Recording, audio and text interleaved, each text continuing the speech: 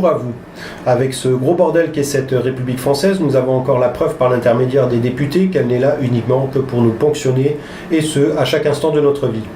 Avec la députée Aurore Berger qui veut élargir la taxe de l'audiovisuel aux écrans téléphones, tablettes et autres ordinateurs portables et fixes, comme si cela n'était pas déjà le cas.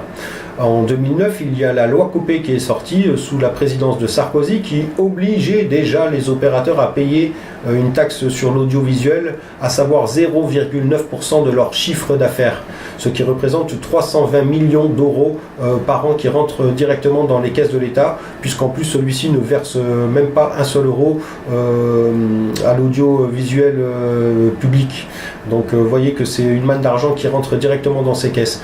Donc la chère députée Aurore Berger devrait regarder un petit peu plus son sujet, puisque nous payons déjà cette taxe. Mais quand vous savez qu'elle ne sait même pas combien il y a de foyers qui y sont déjà assujettés en France, à savoir un peu plus de 26 millions de foyers, on comprend que son seul but est de cibler réellement les dernières personnes qui ne payent pas cette taxe, faute de moyens, à savoir les jeunes salariés. Puisque quand vous êtes jeune salarié, c'est que vous avez quitté votre domicile parental, et c'est donc que vous n'avez pas eu la chance de faire des études, et donc il faut directement que vous rentriez dans le marché du travail. Et si jamais c'est le cas, sans études, vous êtes au SMIC à 1200 euros à peine plus, et donc voyez que le gouvernement veut vous taxer également directement dans tous les sens du terme, sans vous laisser la moindre possibilité de commencer à entrer dans la vie de tous les jours. Hein. C'est vous y rentrez, vous êtes taxé directement. Bienvenue dans ce monde, dans ce système de la République française. Hein. Donc bon courage à vous les jeunes, et en tout cas ne vous laissez pas faire, puisque en plus ce qu'il y a, c'est que ça cible bien sûr les box qui sont limitées aussi bien dans internet et dans le téléphone. Donc c'est d'autant plus dramatique, puisqu'on ne laisse même pas la possibilité à des jeunes qui n'ont même pas les moyens de se payer une box normale, de pouvoir profiter un petit peu de cette technologie qui est internet, et puis bien sûr le téléphone. Hein. Donc on veut de suite les taxer.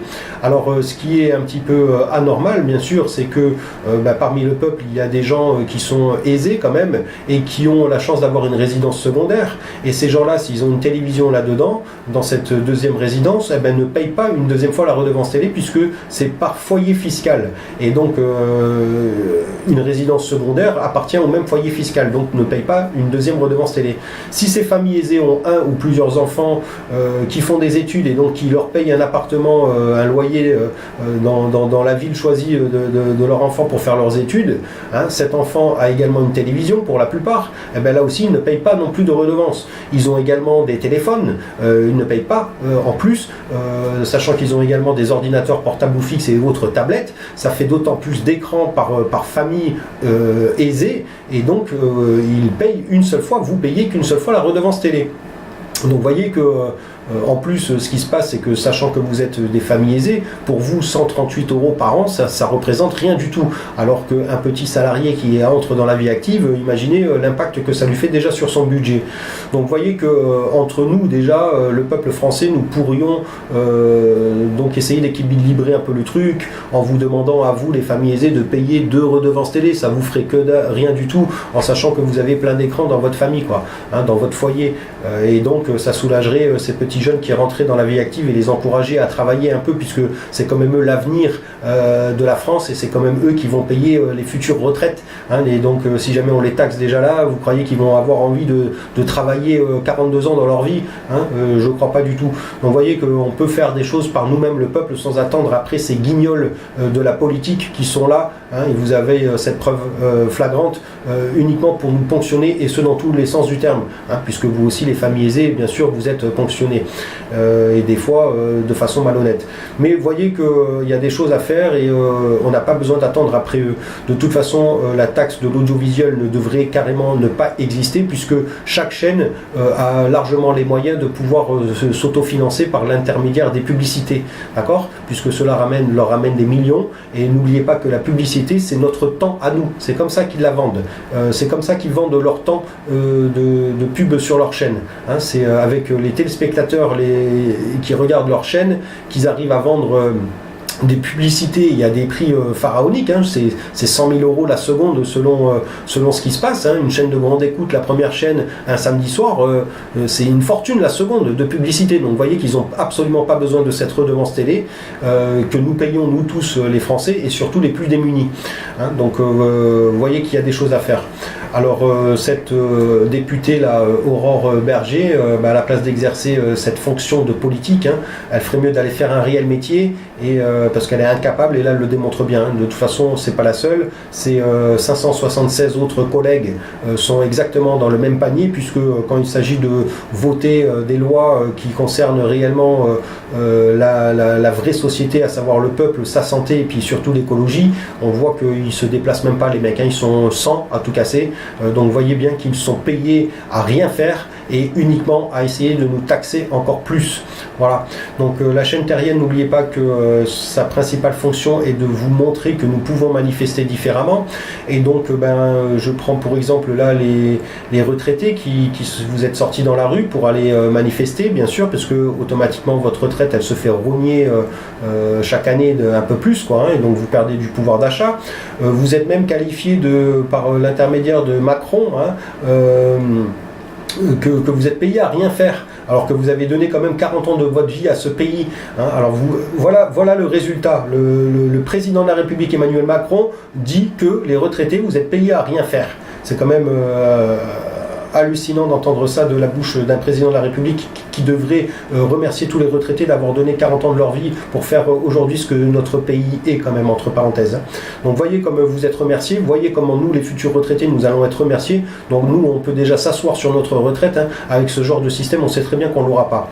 En tout cas, tout ça pour vous dire que vous êtes sortis dans la rue et que cela ne sert strictement à rien. Hein. Bon, c'est bien parce que peut-être que ça vous a encouragé, les plus vieux, à aller marcher entre vous, et donc ça vous a fait prendre un petit peu l'air, mais en tout cas, ça ne sert strictement à rien. Et donc la chaîne terrienne nous a montré que nous pouvons manifester chez nous. Et là, vous, les retraités, sachant que vous êtes quand même les plus gros consommateurs de télévision, vous pouvez boycotter la télévision.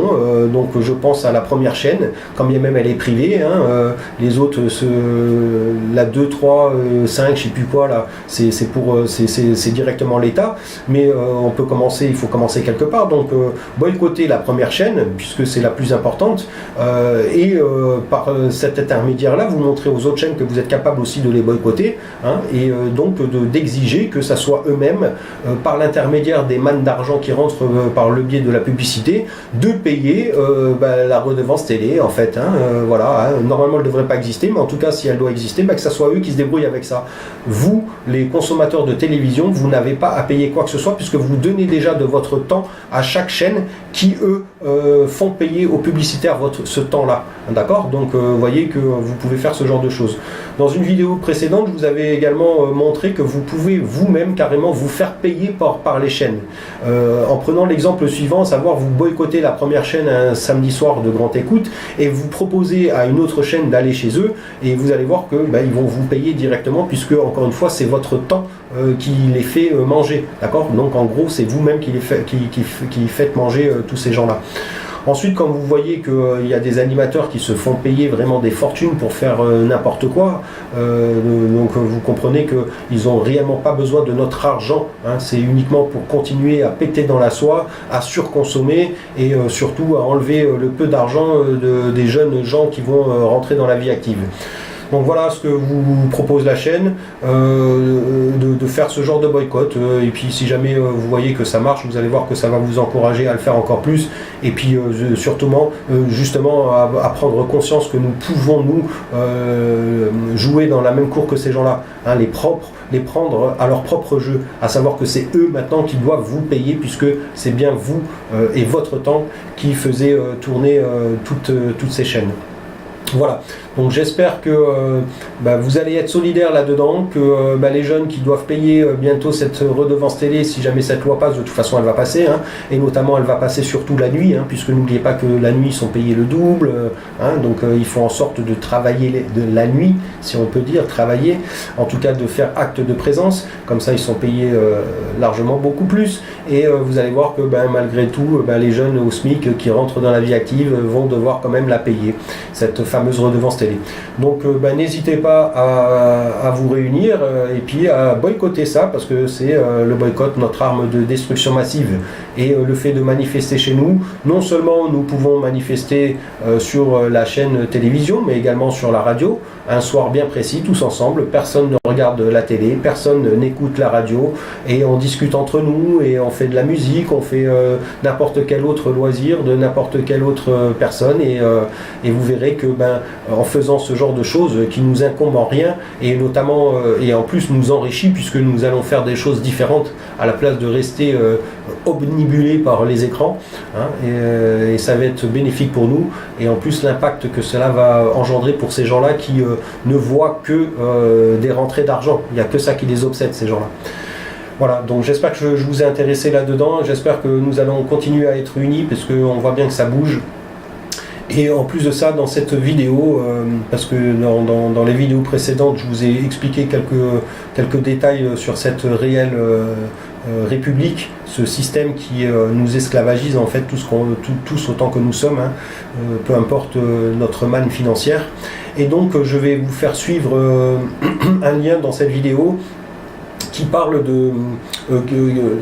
d'une personne qui s'appelle Monique Pinson-Charlot, et qui parle très très bien de tout ça en quelques minutes, hein, une dizaine de minutes. Elle est interviewée par une représentatrice que je ne connais pas, mais en tout cas voilà, les choses qu'elle dit c'est des choses totalement vraies, et peut-être que par le biais de cette personne-là, vous allez comprendre réellement dans le système dans lequel nous sommes, et donc peut-être vous réveiller un peu plus et manifester chez nous tranquillement sur plusieurs points, en montrant que nous sommes capables de bloquer qui nous voulons, quand nous voulons, d'accord. Donc n'hésitez pas à cliquer sur ce lien et à écouter cette dame Monique Pinson-Charlot, d'accord. C'est une personne qui est d'un certain âge, qui a beaucoup d'expérience. Elle est avec son mari, et vous allez voir que c'est une personne très très riche, intellectuellement parlant, puisqu'elle a une vision tout à fait positive là-dessus, quoi, hein. Elle dit les vraies vérités. Voilà. Allez, sur ce, je vous dis portez-vous bien, et à très bientôt pour la prochaine vidéo.